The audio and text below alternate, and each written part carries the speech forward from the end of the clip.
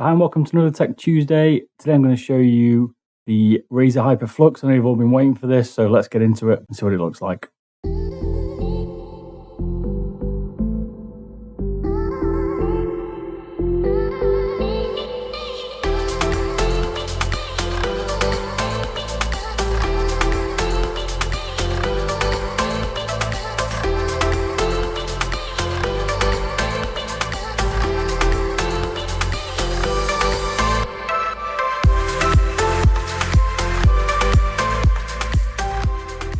So if you've not been following my Tech Tuesdays, what I do is go through game peripherals and show you the pros and cons, show you some gameplay, give my thoughts really on what I think of the product. If you're interested in getting involved in some of the giveaways, there's some going on at the moment from real internet ideas. I'll put links in the description.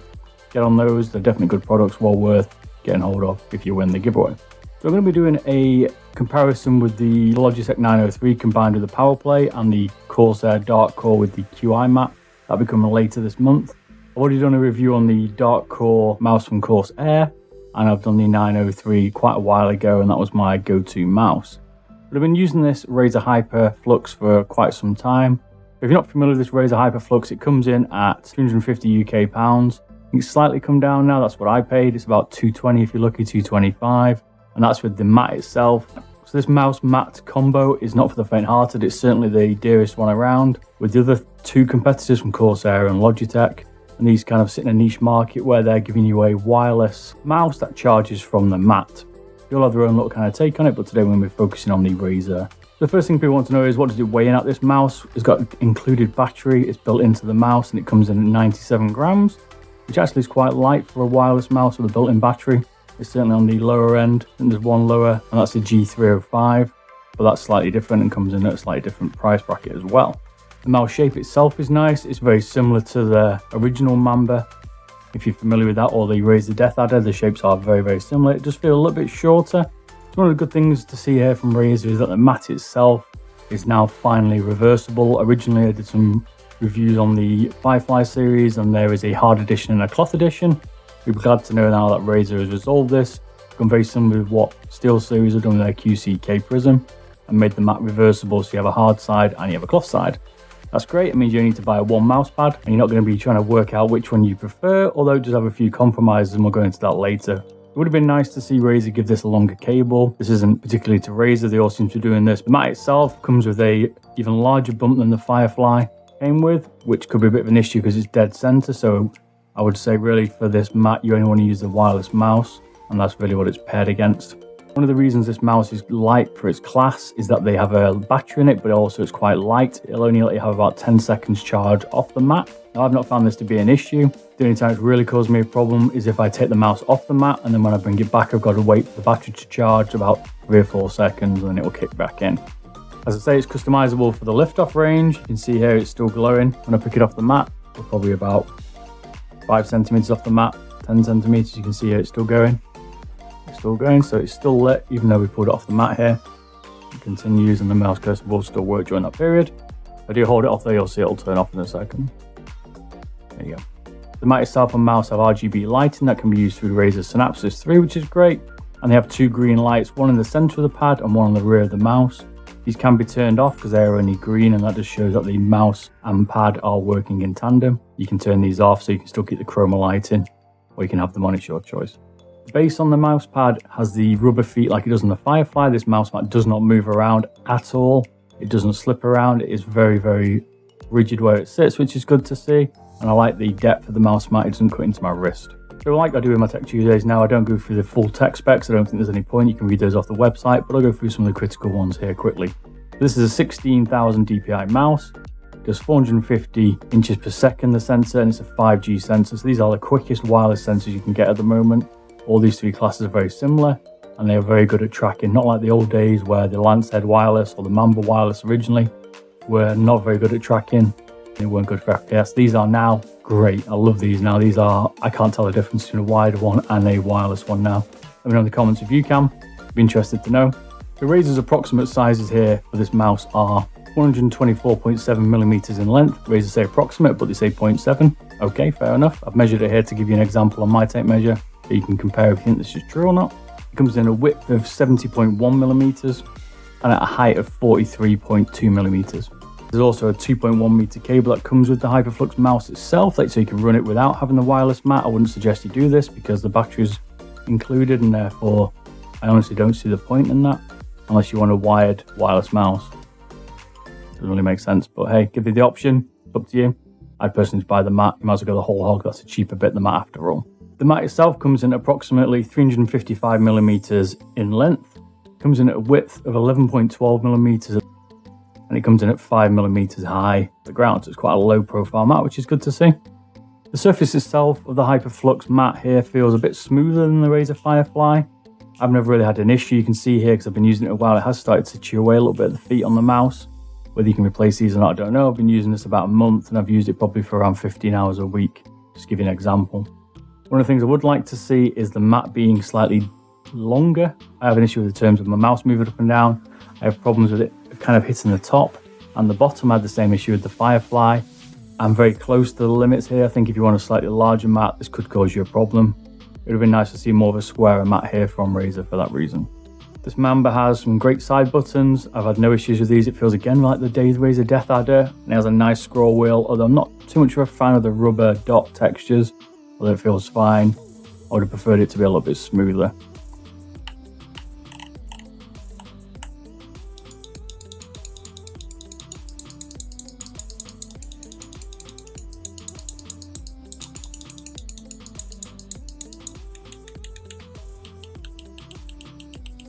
It comes with a profile button on the side if you want to switch that. I never use these, but you could use them. I just change it in this Synapses software. Unfortunately, the side light for the profile again is not RGB, which kind of annoys me. I mean, everything else is, so why not have the side button profile? As you can see, it's got full RGB lighting in 2 zones. They're both the rear and the front, which is nice to see. The insert itself, it's nice and flush. There's a very, very fractionate gap on the side here, but you won't feel like it on the notch. You're on the edge of the limit of the mat anyway if you're going to do that. I generally run my DPI around 400 here to give you an example, and I can do side to side on the mat, and that'll give me about a 180-degree spin in any game.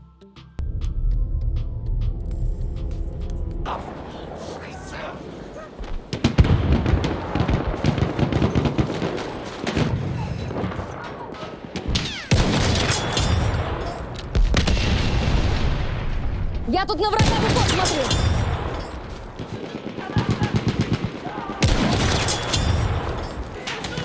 Вон, противник!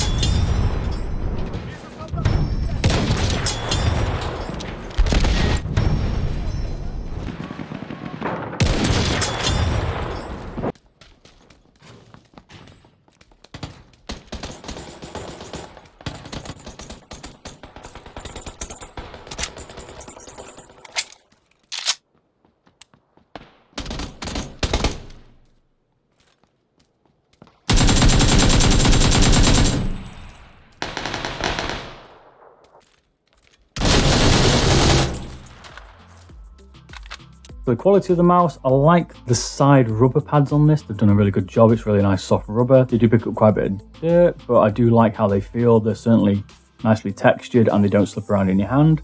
The top shell is very similar to most of the other mice. It's not soft plastic, but it's not hard. It's like a shiny, decent quality plastic, so I can explain it to be.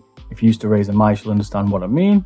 Going back to the feet here, it glides really well. It's got a nice large rear pad and it's got 2 front feet.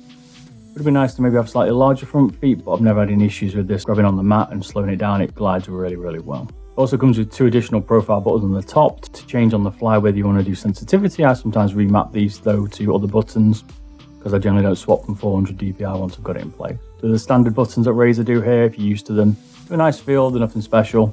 If you're used to them, you won't be disappointed.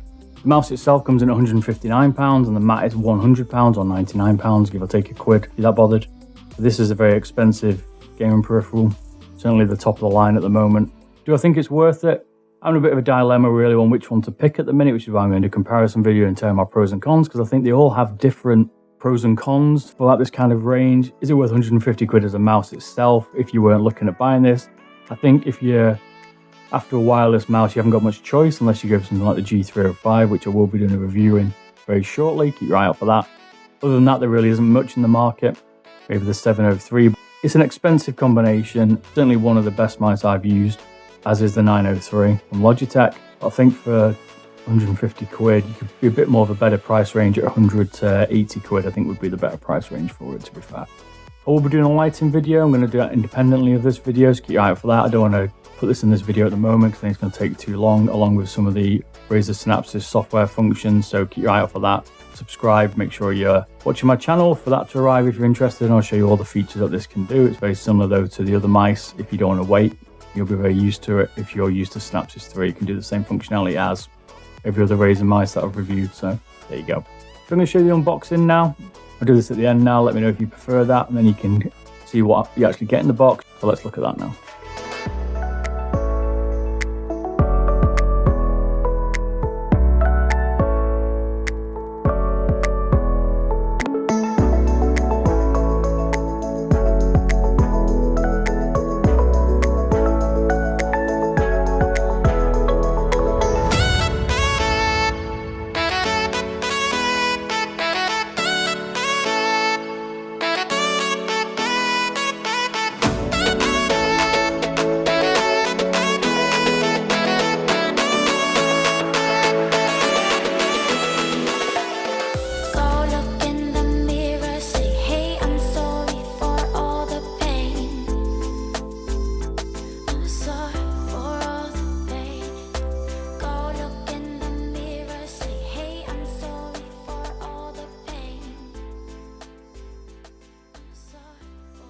So I hope you've enjoyed this video.